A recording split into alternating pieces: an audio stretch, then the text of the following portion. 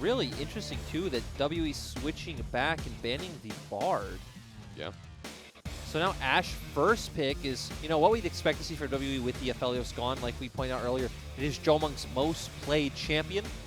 And now for BLG for Wings, where does he want to go? Because we haven't really seen BLG much on this patch. So do they just go back to their old ways with the Ezreal? Or are they willing to pull out something like a Jhin, which isn't something Wings has played? Though, we could also just go back to the Varus, because that's something teams are willing to go towards. I will say, though, for BLG posturing towards what they were doing in Game 2, they've got the Nidalee on Meteor. They want to start rolling the game early again. Like, the fact that they have Pick and Poke, I actually think the Varus looks fine in the comp. Yep. But Wings is someone you could expect to go to Ezreal as well. Obviously, works well with the Nidalee at the same time. Obviously, you're going to end up having a losing bot lane matchup most likely in that scenario. But does this concern you because of what we saw in Game 2? Because of what we saw BLG trying to execute? Yes. Yes, it does. BLG is the type of team that you want to see them have some scaling element on their team because they are usually going to go to that late game. Someone like Kingen, right? Kingen who ran the Kayle in Game 1 against the Ornn. But for WE, go back to what you know. The Galio was the one thing that's been banned in place of that Aphelios by BLG, left open for Game 3, and Teachermart gets his favorite. And this is his best champion by far, honestly. And they already have tools to set it up in a team fight, right? They have the Enchanted Crystal Arrow to set up the Bear. The Bear's going to jump in. Yep. Beishang able to follow up with that ultimate. Obviously, also has some peel for Jomung in these fights with that taunt. And BLG all inning on some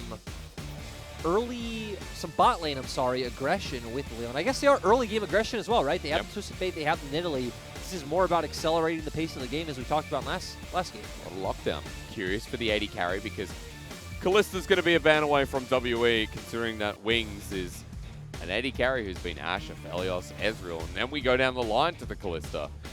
What early game should we have? We're going to put a Jhin in here, Lyric. It'd be interesting, and it would work well with their early game comp, as you just talked about, right? It's all about getting ahead, and Jhin is one of the best AD carries at getting ahead. Obviously, such a strong laner, great with that forward shot. Wings with the death stare of confidence. I never got things right. This is insane. I don't know what's happening in this timeline. But I thought I was almost right. They hovered over the Varus, so I'm like, okay, that works. But you know, Jhin has become really popular in the league.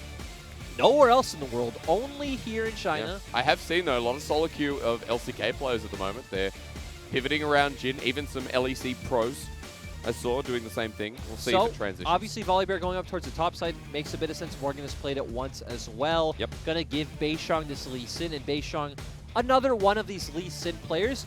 A fun fact for those of you who don't watch a lot of LPL, Meteor actually can't play Lee Sin, so BLG actually ban it in a lot of their games up against most LPL teams. Very true. Yeah, doesn't play it at all. Wow. I remember me and Dagda looked in spring, and I think he played it once in his career, if I remember correctly, in like an NST or something like that. Oh, okay. Well, NEST, there we go. But yep, they do lock in the Nautilus here, so right, we have the aggressive sort of Galio composition coming out where all the members want to funnel in. Jomung is also playing more of a facilitating role with the Ashe Arrow, but obviously he's going to be the main source of damage, so we said, hey, BLG's comp wants to get ahead, but WE, very much of the same thing. A one-threat composition, wanting to snowball this game, and now we see Kingen going towards the Gnar, so I actually like what BLG have picked up. It's very interesting. It has, like we talked about last game, it has the tools to push the game forward. The question is BLG the team that feel comfortable doing it?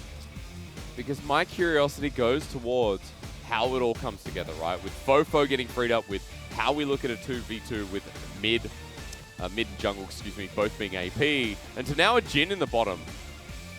It does seem like there's a couple more options than what we saw last game. I mean, it's funny because, right, both comps look similar in certain ways. Like, they both have global mid laners, they both have these more CC-oriented engaged bot lanes, aggressive junglers, and then tanky bruiser tops. Like, they're actually very similar compositions in that sense. They definitely both want to play for these bottom lane, like, dragon fights. They want to get somewhere first with the ultimates coming out from Twisted Fate and Galio. So to me, the big game-breaking point is actually going to be that first ultimate we see out of Twisted Fate or Galio, because obviously Twisted Fate has more proactive opportunities since you don't have to ult to a teammate. So I expect Fofo to potentially be the aggressor in that situation, and then seeing how Teacherma reacts, it'll be pretty big in my opinion.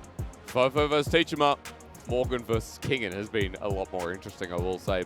But WE and BLG, one game to rule them all. It's been one game to find them. I'm not going to go and quote all the Lord of the Rings, but this is a crucial win for both these teams. I would say, though, I kind of favor BLG's comp in... this one's hard. Thinking about late game, because you have Jin, who's not much of a tank buster, but you also have numerous damage threats. So that's where I think I'd favor BLG, right? You have the Nidalee coming out, you have Twisted Fate, you have a Gnar as well, is going to deal out a ton of damage. To where BLG are all inning on Joma. Of course, they're going to be extremely tanky, but I definitely say if we do go late, I do like what BLG has. Okay. And even them, right? You're going to have members to where Wings damage is going to feel very, very competent. We've seen what happens when we get Nidalees in the late game with the Top Esports against Vici series, right? Where it was Karsa on Nidalee? It was, where they drafted with Jackie Love on the Lethality Varus. True. We saw Karsa's spears were hitting like a truck. And if Jomung dies, we know with these compositions, then everything goes out the window. Where's the damage come through from WE? At least towards the mid to late game, as Colonel says up for WE. All game. Colonel is all about WE this game. Says they win at all points in time. But we don't always agree with the Colonel. We know that his chicken recipe and his 10 secret herbs and spices are renowned. But his League of Legends analysis, well, he's not here on the desk, is he? No, he's not. He's back in Kentucky. And Teachema, bit of a sellout here. The good thing for the side of WE is Beishang definitely has more options on where he can gank, because you have CC in the top side with the Q coming out from Volibear. Obviously, the taunt sets up super well for a kill onto the Twisted Fate, and then bot lane as well with the Dredge line coming out from the Nautilus. Can I just ask, I'm super sidetracked here. Do you think Teachema got, you know, told to pick the chicken skin? Do you think that when they play Galio, they say, look, for good product placement, pick the KFC skin? I don't think so. I actually think that would be a smart move by like the league, and like doing it would be fine, but it also just is the best Galio skin. It's true. What skin is better? I'm not really well versed in Galio skins, but Gatekeeper's okay. I think Galio skins are not the most remarkable. Look, I will take you back to this game because it is a cleanse Ashe in the bottom lane versus the Jhin. Now, anyone tuning in from overseas who hasn't been watching the LPL, we've seen a lot more Jhin recently, and facilitating the role of a lot of lockdown and a lot of poke. Exactly, and actually, I got really confused by this, and I had people asking, like, why is Jhin in the meta? Why is Jhin in the meta? And really, I couldn't find a great answer. So I started talking to a lot of the team's coaches and players themselves, and it seems like the standard answer is just everything is just getting nerfed so much. It's fine picking into Ashe as well in the laning phase, obviously does well going toe-to-toe, and serves a very similar role as Ashe, but teams feeling it does obviously better in the early stages of the game, so you could try to, you know, bully it out in that sense. And if it gets ahead, it's pretty devastating. As versus this 3 versus 3, we're about to find out. Engage for engage. Spear lands onto Missing, ignites down. The bullets fly, and into the backline, Meteor flies himself, but it's countered so well. And WE have everything in the basket. Shinmo low flashes away, and that's all WE. And it's Kingen. Hop over the wall, but Morgan, Kingen. 1 versus 1. He was about to go into Mega, but not in time. And they're both laughing is the funny part, too, because they both know, okay, well, Kingen just kind of threw that one away, right? Yep. But interesting, we say, hey, look at these comps. They're both very similar in a lot of ways. And we see both teams with the same idea about going towards bot lane, and then the same idea of both top laners looking for this 1v1 kill. Shaping out to be very interesting. I guess we don't have to wait for the ultis from mid lane when this has already happened. And that's the great thing about when you get comps that do similar things, is you're going to see a lot of action, right? Yep. Because they both want to attack the same places on the map. This is heartbreaking. It is so close from Meteor. Great job. I think Shinmo Missing using his passive at the last second to lock down Meteor to make sure they get that kill. And, I mean, this is just a slight error, right? He's mismanaging his Mega Bar, thinking he'd get it right when he jumped in, but he didn't. Plus, level 4 had 2 points on the Frenzied Maul, just to be a little bit specific as well. So, Kingen is going to be kicking himself, and with second blood going over to Morgan up in that top lane. Feels pretty good after being bullied out on the Hecarim last game. Definitely, he's definitely having a much better time. Nice to see him not getting dove like 3 times by this point in the game. If he got solo killed there, that would kind of tell a story of the series for him. Also interesting, another aspect of the comps is their jungle to soul lane damage profile is very nice, right? We have an AP jungle. I guess it's a bit worse for BLG. You have AP jungle with AP mid, but an AD soul laner to where for WE, both their soul lanes have AP damage as compared to Lee Sin, so gonna feel really strong in those 2v2s. But as you've talked about many times with an Italy, about getting the ball rolling, also leads into snowball lanes, but still has that kick as his utility, I guess you could call it, in the later stages of the game. Which I think feels good. I definitely thought it's been overblown for a while that Lee Sin is this strictly early game champion. Yeah. Obviously, he's not great in the late game by no means, but he has options. He at least serves a purpose. Well, here getting locked down as that was a nice deadly flourish, but no follow-up as Missing is on his way. Yeah, just going to do a good job to control this vision. And I wonder if they're just going to look towards Dragon first. We could see that Jomung has the constant pry on the bot side. Morgan has TP advantage. I like the call. Okay. Backing away, getting some vision on the way. And Meteor gets sent packing with Beisheng's early control and Teachima, who's now level 6, hovers down 2. Yep, so going to secure this one. And now for the side of BLG. I mean, the thing is, right, despite the fact that top is where your mixed damage is, and, you know, you do have a Gnar who does have a bunch of damage, can be quite aggressive, you don't have a very good way of setting up the Nidalee Spears for Meteor. Maybe you can abuse the fact that Morgan doesn't have TP right now, go for it anyway, but hey, guess what? Morgan has vision of you, so, well, no ganks on top going to come down anytime soon. And considering that WE are still the ones with pressure in the bot lane, you would expect, I mean, top and bot advantage, right? They should be the ones who can make that swap and get Herald first if they so choose. Yeah. They don't even need to fully swap, honestly. They could just have Beisheng use Morgan's pressure, maybe throw out a hawk shot from Jomung and, you know, just answer in case of BLG's bot lane going. Just mesmerized by top. Kingen has ult. Morgan has a bit of a level lead, but I believe with that wave it'll be cleared up. As level 6 on the horizon for this Ashe, but still the DPS coming through. Wings and Shinmo getting bullied out.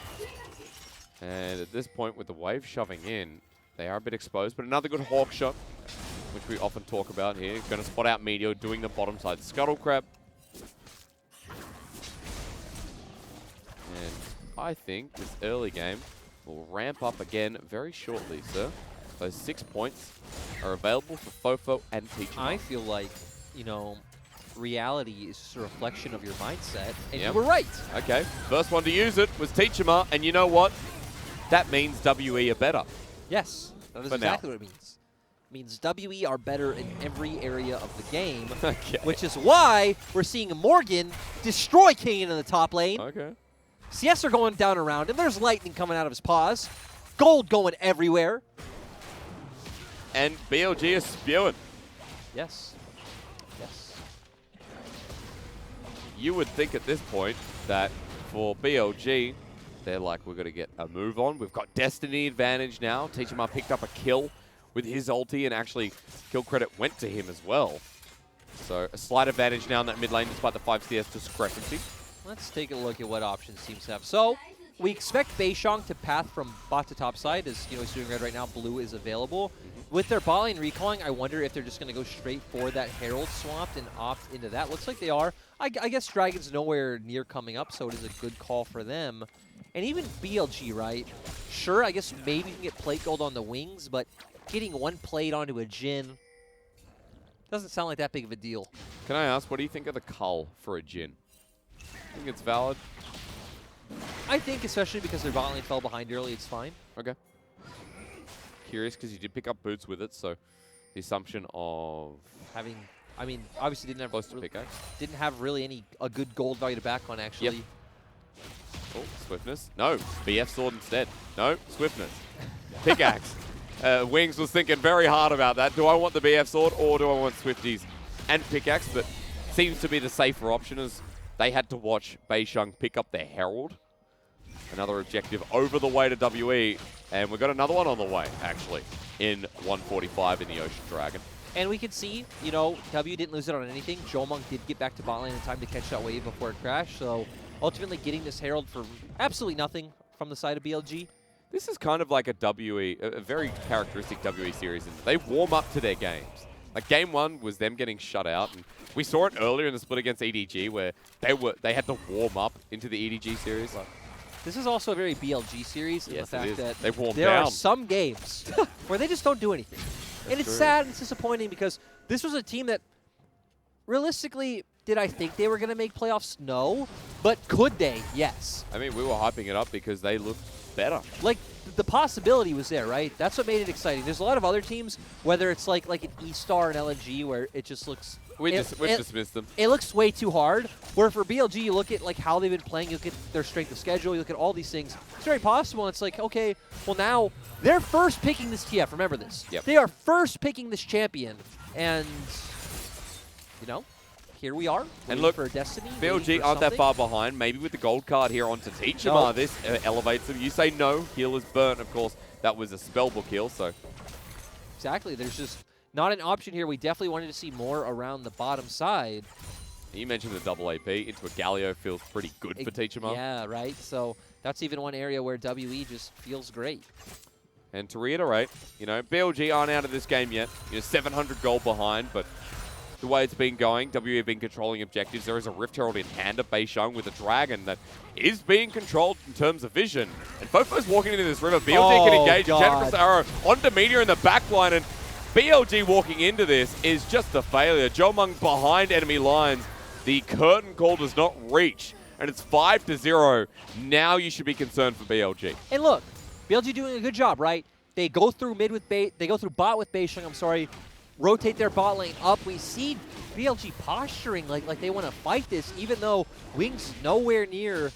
And WE just finding a great pick. Great hook from Missing onto Meteor. Yep. Beisheng amazing to follow up on it. And I mean, again, this is what's scary for BLG in this game, right? When the enemy team has all the same tools as you, but they're just getting ahead. They just have a bit more gold. They have a bit more items. They can go toe-to-toe with you. Okay, Fofo Destiny somewhere? Well, a heroic entrance from Teacher to answer. Oh, well, Nidalee's there for a 2v2 in mid lane. Guess what? We have a mid lane 2v2 as well with mixed damage. Sure. Top lane, too. We see that Morgan has gotten a bit ahead in the top side from that first early kill.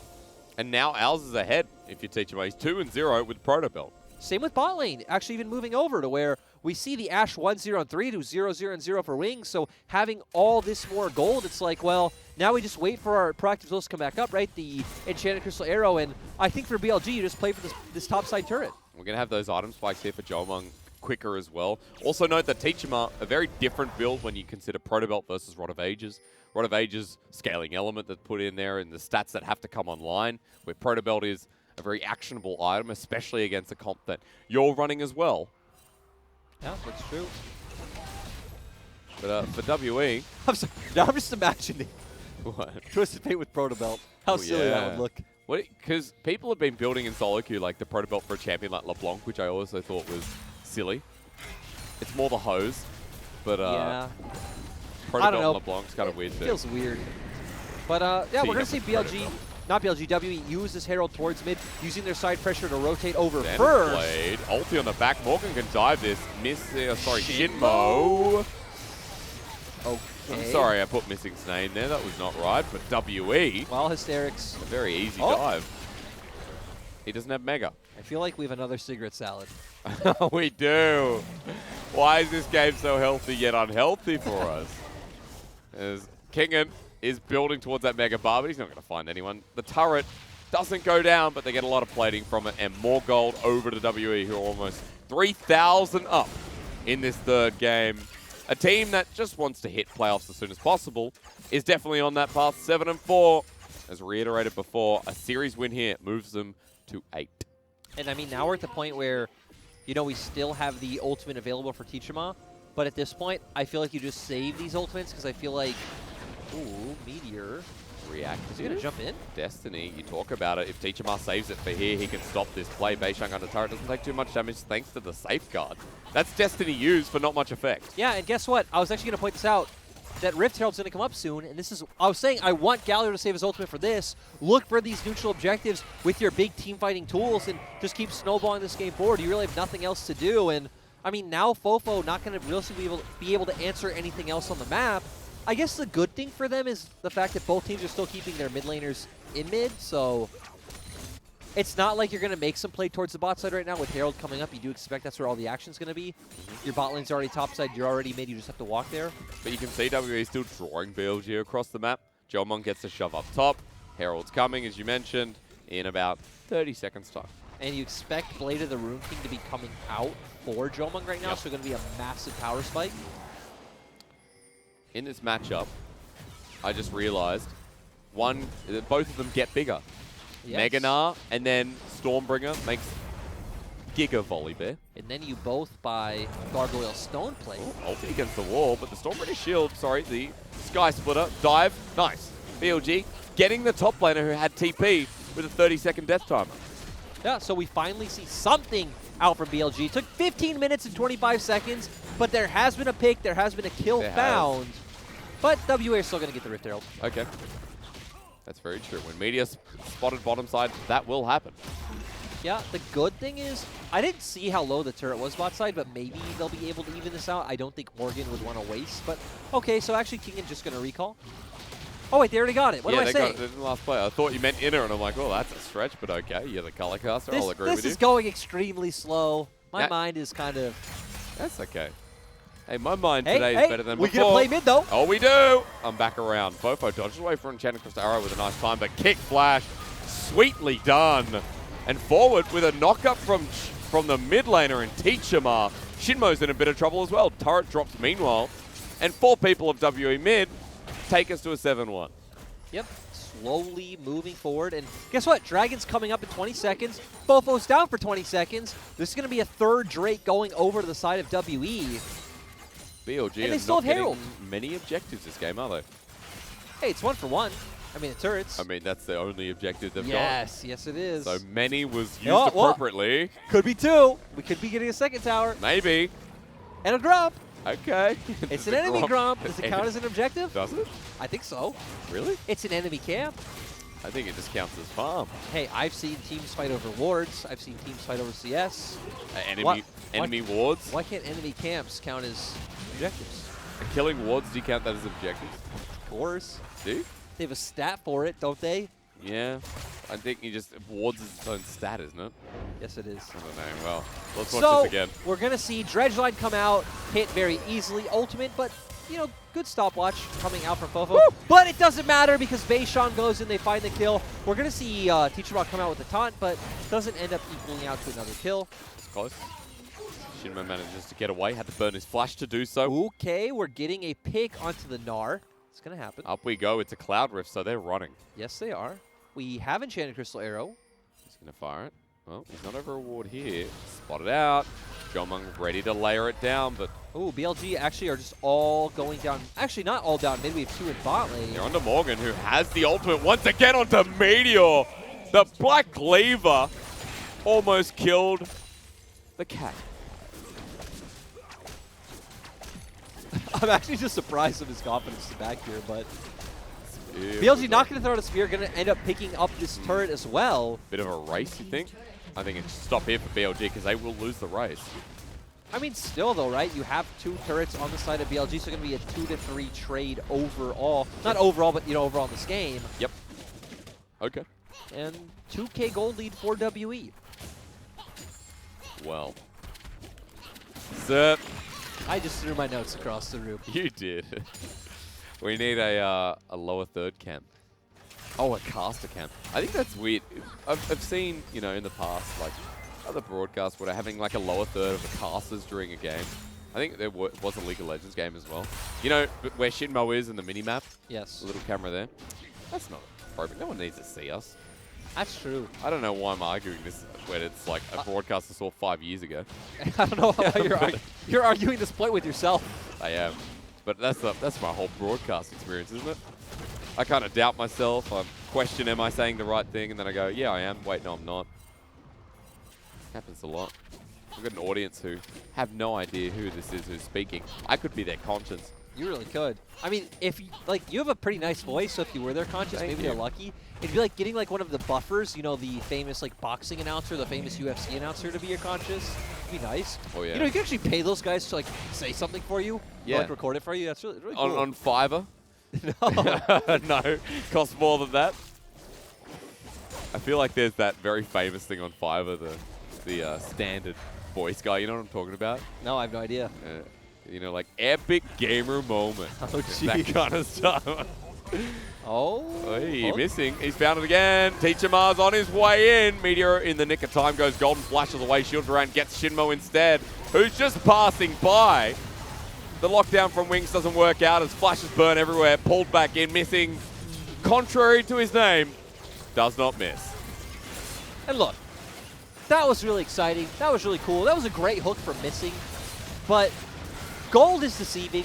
WE do feel so far ahead in this game in terms of map pressure. It's not even funny. Yeah. Again, two very similar comps. We've said it many, time and time again. WE just have way more damage at this point, way more self-peel. They're much more willing to pull the trigger. At this point, we just have to say WE are the better team. It's shown here. They're going to win this game. Yep. Playing some really good League of Legends and also really exciting for WE fans where, again, so you know WE is the old reliable. You know you can always count on them to beat these teams under them as we kind of painted at the start of the series, but what does it take to push them to that next level? That's true, and I think the answer could be in the game one where they got shut out. We'll talk about that in a second because it was Missing who just kept being a pain, especially towards Meteor who thought he was out. Yeah, this was BLG assuming, hey, we have push and top side, we can safely go for this vision, but guess what?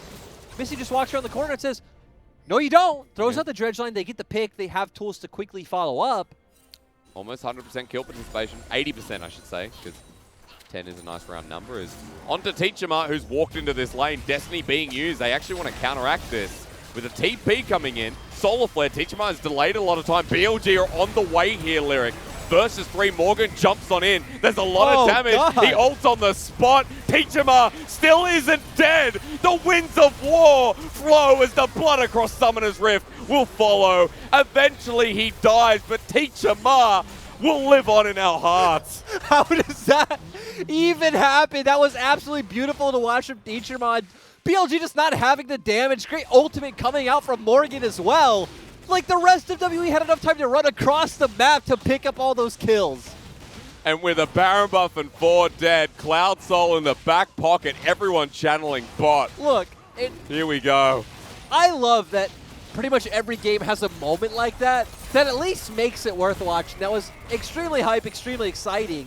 And now BLG just going to press forward. They also still have a lot of tools open, right? They still have both Ashe and Nautilus ultimate. If someone walks too far forward, they can find another pick. Like Shinmo here, the dive very capable as he walks up. But WE are not going to pull the trigger. Meteor's on his way as well, especially since everyone's there. On top, will jump Shinmo. He has to flash away. Gold card locked on down, but not before the Enchanted Crystal Arrow, which is cleansed away thanks to the spell book. But for WE, they burnt a lot out of BLG. They're going to do this again. Dredge line flashed away from by Wings. Missing still has his ultimate as well, so if someone walks too far forward, WE can still go on top of them. Kinging into Meganar. Will he get anyone? Teachama, no, blocked away. Beishong split pushing Lee Sin through mid. Yeah, split pushing Lee Sin has been quite the terror today. Glad to see Beishong, keep the spirit of it alive. Yeah. And for Baron, you don't break the base, but you still hurt a lot of BLG. I mean, but look on the minimap at that bottom lane inhibitor turret, right? It's pretty much at the point where you just blow on it a little bit, it's gone. You just put your finger on it, it falls down. True. And if anyone's going, well, do BLG have a chance in this game? Remember, very similar compositions, if not pretty much the same, right? Who outscales who? Well, they scale the same. Is that not correct? Apart from core individual elements that might come in, but even then, remember, we came in saying we kind of liked BLG's comp more just for the fact it had more damage. Yeah. It had more damage across the range of the comp. You still have a frontline in Leon and Gnar, but at the same time, WE are 5k gold ahead. WE have Soul. WE even could probably get Elder if they want. I mean, for WE to lose this game, we would have to see numerous pickoffs for BLG happen in rapid succession. Uh-oh. When Elder's up. Kingan's TPing. Thundering Blow needs to come in. The ulti won't stop, but he was close. He was very close, and Kingan will burn the TP to get away. I guess coming on that conversation before we see more action, Kingan's ulti can be way more impactful than Morgan's too. But that's me being an optimist. I mean, it can be, but obviously it's easier to play around, right? So, which it has to be. I mean, the fact that we just said it can be better, there needs to be more of a drawback, and the drawback is that, hey, Sure. Nars to turn Mega, you have to be near some sort of terrain for him to get the stun. WE have to walk in bunched up. Yeah, I mean, that's I mean, to me, that does feel like BLG's win condition at this point is, you know, walk up to BLG, let Kingen hit that massive Gnar ultimate, you know, all the damage comes out from BLG, win a fight. Ooh. Morgan used his ult before to try and stop Kingen. He will have Mega Gnar shortly, but Morgan is going to walk away. And we have an Elder in 3 minutes, a minute 30 till Baron. Fofo sitting off in a side lane while Teachama is figuring out the secret herbs and spices. Yeah. One of them is salt, the other's pepper. Is that really it? I mean, I feel like that's got to be. There's got salt and pepper in that chicken. I mean, of course, but... And maybe, I think there's some cumin in it. Watch if there's none. Watch if you're wrong. Watch if that's the secret. Oh. There is no salt or pepper. There's oil. There's some olive oil in there. There's cinnamon. Ah, no, there's not. I think they actually released it as, oh, good dodge by Fofo. Could be some like nice Cajun-style chicken. Oh, it could be. See, I've had Cajun food once in my life when I went to New York. Oh my God, Cajun food, honestly my favorite food ever, and it's so hard to find anywhere. There's some here. Apparently there is. Really? If you're someone who like lives in like New Orleans or something and you're listening to us, you are so lucky. It is so awesome, like nice like gumbo or something. So I've had, you told me about gumbo. It's got a funny name. Gumbo is the best thing ever. Gumbo sounds like, you know, Forrest Gump's like some jambalaya, something like that. Oh, okay. Some po' boys. So what should I expect? Because I've had it once and I remember having like something about a sandwich with some other crazy stuff going on. So you probably had a po' boy. Yeah, I probably did. Oh, I did actually. That sounds familiar. So, but the thing is, you want gumbo, which is typically like it's like. I can't even describe it. It's like rice. You'll typically have like some andouille sausage or some kind of like fish, and has all the nice Cajun seasonings. Has a really nice sauce. So it could be a main dish or a side dish. It goes with everything. So is it like specific to a region in America? Yes. Like the South? Yeah, like New Orleans, Louisiana. Oh, okay. Where Mardi Gras is. Okay. But hey, we have a fight. And this could be the end of it because Shinmo is just caught out, knocked down, dead. 5 versus 4, and Jolmung runs forward onto King, and no fear whatsoever in this dojo. As on top of missing, will Teachama find himself kick flash again. Space Shung really proving his worth here in this final game as Fofo's mid. He's doing his best, right? He's trying something, and that's all you can do at this point where you're the only one left. He's just destined I love that. to the rest of WE. No, but he cleared out mid wave, and then he goes top to clear out top wave, saying, hey, you're not going to end the game now. You're not going to have any more waves to push. We are going to buy ourselves more time. Which they did. Wave gone. Baron up for the menu for the second time around. And at the very least, you know, Fofo trying that. You know what's crazy?